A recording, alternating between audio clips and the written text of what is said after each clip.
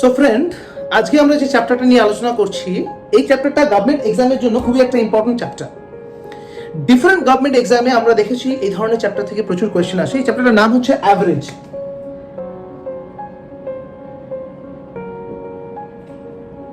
So guys, আমি আজকে ক্লাসটা স্টার্ট করার আগে একটু বলে নিচ্ছি, আমরা যখন অ্যাভারেজের উপরে কোনো একটা ডিসকাশন করব, so we first need to understand আমরা অ্যাভারেজ বলতে কি বুঝি। What is average all about? Average means, ধরো না আমাদেরকে তিনটে নাম্বার দেওয়া আছে, ধরো আমাদেরকে পাঁচখানা নাম্বার দেওয়া, দেয়ার আর 5 নাম্বারস গিভেন, 31, 37, 41, 43 and 47. ওকে, তোমরা স্ক্রিনে দেখতে পাচ্ছ আমাদেরকে পাঁচটা নাম্বার দেওয়া আছে, 5 ডিফারেন্ট নাম্বার।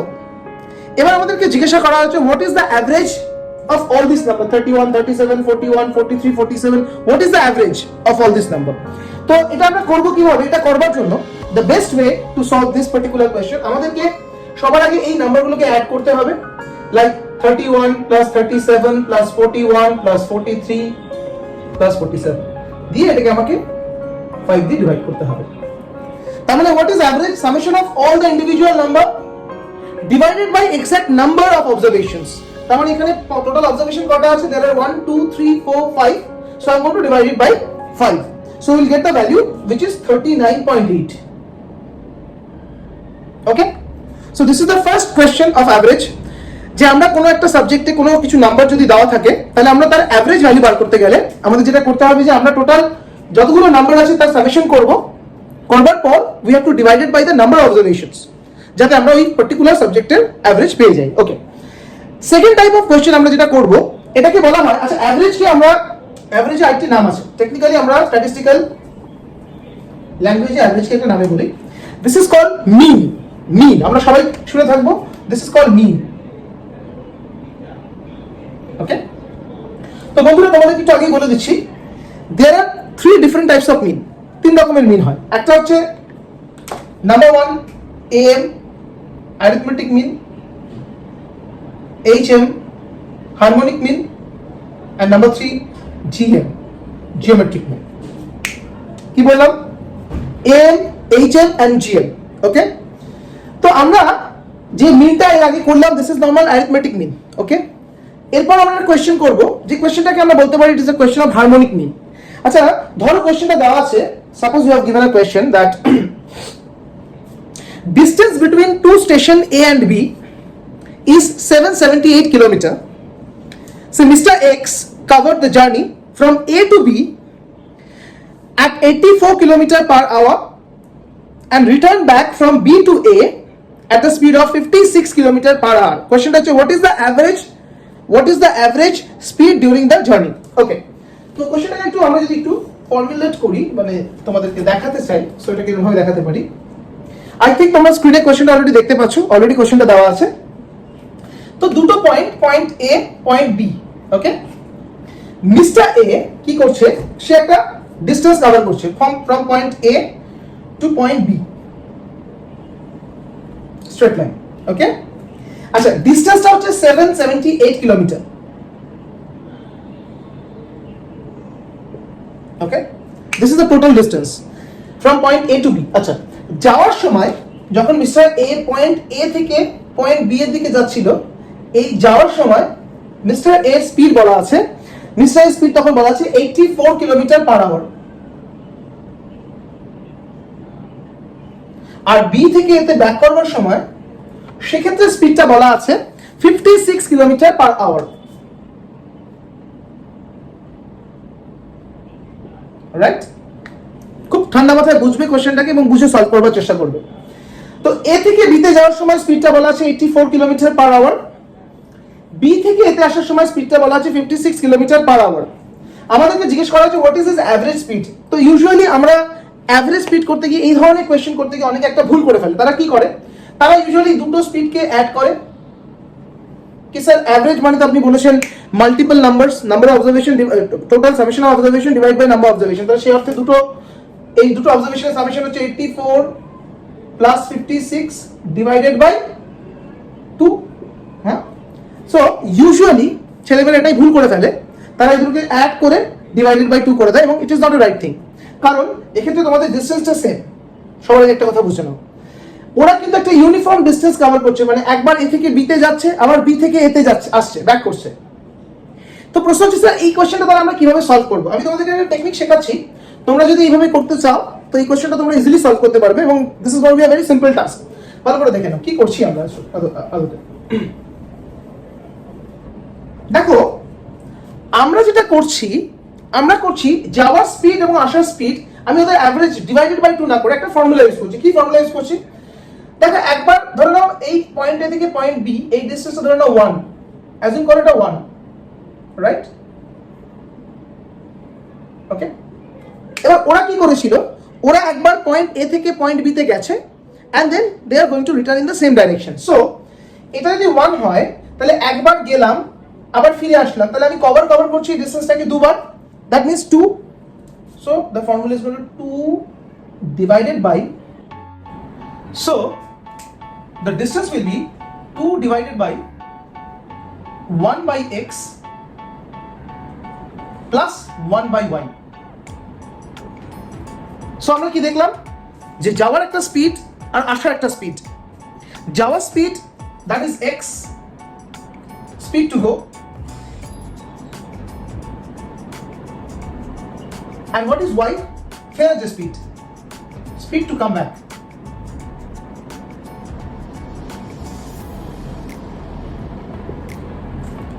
তাহলে বন্ধুরা আশা করি তোমরা এই পয়েন্টটা ক্লিয়ারিটি পেলে। যখন আমরা we are going to calculate the distance, আমরা যখন একটা সার্টেন ডিসটেন্স ক্যালকুলেট করব যাওয়ার স্পিড এবং আসার স্পিড দিয়ে, এবং সেই ডিসটেন্সের মধ্যে একটা ইউনিফর্ম ডিসটেন্স হয়, তাহলে আমাদের যদি জিজ্ঞেস করা হয় what is the average speed to the whole journey, তার সবথেকে easiest way to calculate is that what we are going to do, we are going to use that particular formula 2 divided by 1 by x plus 1 by y। তার মানে ধরে নাও যদি আমাদের যাওয়ার speed দিয়ে দেয় 30 suppose, and fare speed is 20, তাহলে আমরা কি করব? It will be very simple, 2 divided by 1 by 30 plus 1 by 20. 30 and 20 their LCM is 60, so it is going to be 2, it is going to be 3, so it is cross multiply হয়ে যাবে। Now it will going to be 2 into 60 by 5 means 12 into 2, that is 24 kilometre per hour, right? ভালো করে দেখে নাও তোমরা, ব্যাপারটা বুঝে যাবে। যাওয়ার স্পিড যদি 30 হয়, ফেরার স্পিড যদি 20 হয়, তাহলে আমি কি করছি? We are just going to do the using that particular formula. কি formula? 2 divided by 1 by x plus 1 by y, 1 by x plus 1 by y, 30, 1 by 30 plus 1 by 20। তোমরা যদি এই ফর্মুলাটাকে ইউজ করো তাহলে তোমরা খুব ইজিলি এই কোয়েশ্চেনটাকে সলভ করতে পারবে। এবার আমরা চলে আসবো second type of question. Second type of question, আচ্ছা আমাদেরকে অনেক সময় জিজ্ঞাসা করা হয় that what is the average of 9 consecutive odd numbers? So odd numbers বলতে আমরা সবাই জানি what is odd numbers, any numbers which is not divisible by 2, this is odd number. So if anybody asks me that what is the average of 9 consecutive odd number, আচ্ছা আমরা এটা করব কি করে? খুব সিম্পল ওয়েতে আমি তোমাদেরকে বলছি। দেখো 9 কনসিকিউটিভ অড নাম্বারস, তার মানে আমরা এই নাম্বারগুলোর মধ্যে থাকবে 1 3 5 7 9 লাইক দ্যাট। আমাদেরকে 9টা consecutive, 9 then 11 then 13 then 15 and then finally 17। Okay, তো আমরা যদি এখন এক্সামিনেশন হলে এগুলোকে সবকটাকে অ্যাড করে দেন 9 দিয়ে ডিভাইড করতে যাই, তাহলে কিন্তু একটা হিউজ টাইম টেকিং ব্যাপার হয়ে যাবে। ভালো করে ওটা বোঝার চেষ্টা করো। এখন ধরো আমরা যদি এটাকে সলভ করতে গিয়ে 9টা নাম্বারকে অ্যাড করে, তাহলে যদি কোনো কোশ্চেনে দেয় 20 কনসিকিউটিভ অড নাম্বার, তাহলে কি আমরা 20 নাম্বারসকে অ্যাড করবো দেন 20 দিয়ে ডিভাইড করবো, তাহলে অনেক টাইম চলে যাবে। So what is the easiest way? তো তার একটা ছোট্ট ট্রিক তোমাদেরকে বলে দিচ্ছি। 9 কনসিকিউটিভ অড নাম্বারস তার অ্যাভারেজ হচ্ছে অলওয়েজ 9। 20 কনসিকিউটিভ অড নাম্বারস তার অ্যাভারেজ হচ্ছে অলওয়েজ 20। অর্থাৎ আমি বলতে চাইছি n numbers of consecutive odd numbers এর average always n। মাথায় রাখবে কি বললাম? n numbers of consecutive odd number their average is always n। আচ্ছা, তো স্যার যদি কনসিকিউটিভ অড নাম্বারের জায়গায় কনসিকিউটিভ ইভেন নাম্বার দিত দেন, ধরো যদি বলতো যে 10 কনসিকিউটিভ ইভেন নাম্বারের অ্যাভারেজ কত হবে বা 100 কনসিকিউটিভ ইভেন নাম্বারের অ্যাভারেজ কত হবে, সেক্ষেত্রে n কনসিকিউটিভ ইভেন নাম্বার তার অ্যাভারেজ হবে অলওয়েজ n প্লাস 1। বন্ধুরা মাথায় থাকবে যে n কনসিকিউটিভ ইভেন নাম্বারের what is the average of n consecutive even number, this is gotta be n plus 1। তাহলে what is the average of n consecutive odd number, that is n। What is the average of n consecutive even number, that is n plus 1। যেমন ধরে নাও যদি বলতো যে 5 consecutive even নাম্বারের average কত, আনসারটা হবে হচ্ছে 5 প্লাস 1 6। যদি বলতো 10 কনসিকিউটিভ ইভেন নাম্বারের অ্যাভারেজ কত, তাহলে আনসারটা হতো 10 প্লাস 1 11। এগুলো হচ্ছে শর্ট ট্রিক্স, ওকে। এরপর আমরা অ্যাভারেজে আরেকটা টাইপ অফ কোশ্চেন করবো। এই টাইপটা আমরা খুব কমন দেখতে পাই যে কোনো এক্সামিনেশনে, আমাদের লাস্ট কয়েক বছরের যে সকল গভর্নমেন্ট এক্সামস বা ধরো কোনো entrance exams, mostly MBA BBA এই ধরনের এক্সামসের ক্ষেত্রে আমরা এগুলো দেখতে পাই। সো আমি তার সম্বন্ধে একটু ব্রিফিং দিচ্ছি।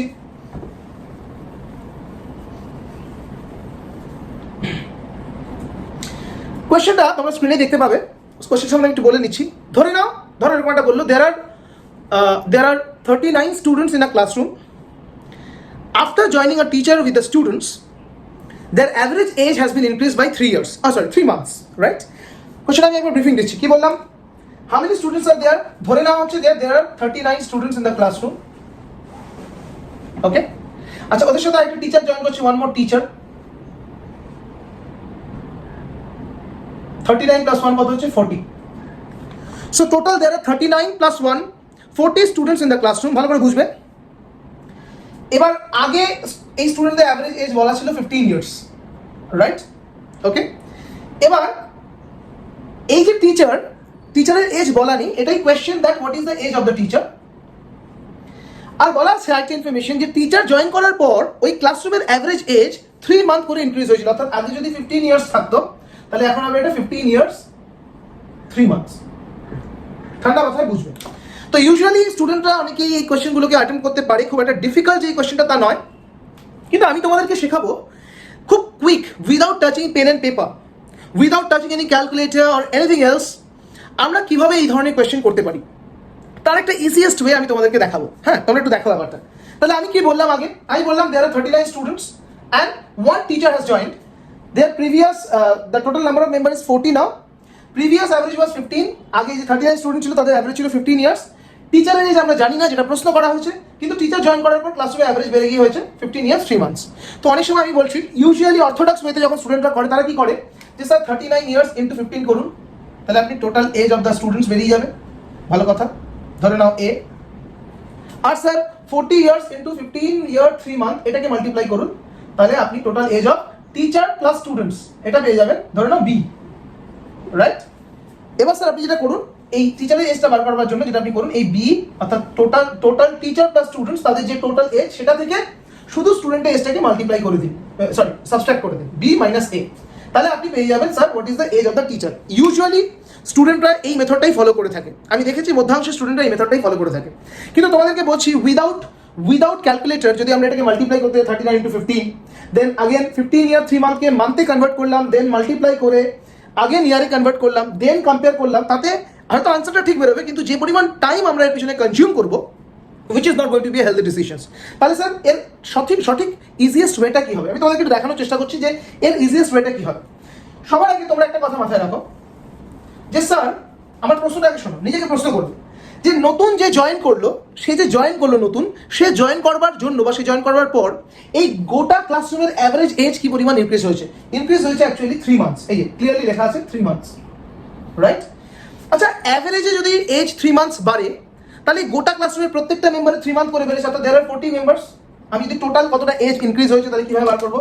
So age has increase after joining teacher, right? Simple. Teacher join করার পর এজ কতটা বাড়ছে আমরা বার করবো কি করে? 40 into 3 months, like 120 months, means 10 years. Okay, 120 months means 120 divide by 12 is equal to 10 years. তাহলে একটা কথা ক্লিয়ার যে টিচার জয়েন করার পর ওই ক্লাসরুমে যে টোটাল এজ যেটা বেড়েছে, যেটা ইনক্রিজ হয়েছে, that is gonna be 40 into 3 means 10 years. Okay, আগে ওদের অ্যাভারেজ এজ ছিল কত? Their previous average age was 15, and due to the teacher joining with the classroom, their average will increase by 10 years. So the age of the teacher will be 15 plus 10 is equal to 25 years.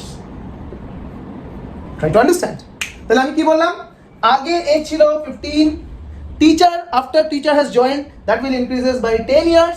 Now all together this is going to be 25 because 15 years ছিল previous average, টিচারের জন্য 10 বছর বাড়লো, now it's going to be 25 years. আশা করি তোমরা বুঝতে পারলে। I hope I'm able to make you understand that কিভাবে আমরা এই শর্ট প্রসেসের সাহায্যে আমরা এই কোয়েশ্চেনগুলো করতে পারবো। আমার ক্লাসের মেন মোটোটাই হচ্ছে এটা, যে পারপাসটাকে ক্লিয়ার করো এবং অবজেক্টিভ ওয়েটাকে মাথায় রেখে তোমাদেরকে ট্রেনিং দেওয়া। ওকে, আই হোপ তোমরা এই ক্লাসের দ্বারা অনেকটাই ক্লিয়ার করতে পারলে তোমাদের আইডিয়া যে how can we easily attempt this kind of questions. For more understanding, please be with the classroom, join the link, join this particular channel, join with this particular channel. And if you really understand the topic the way I give the lecture, then please don't forget to like, share and subscribe my channel. এই কথাটা বলাটা আমার রেগুলারের কাজ নয়, এটা তোমাদের wish. তোমরা যদি মনে করো, then only you guys like, share and subscribe. Thank you very much.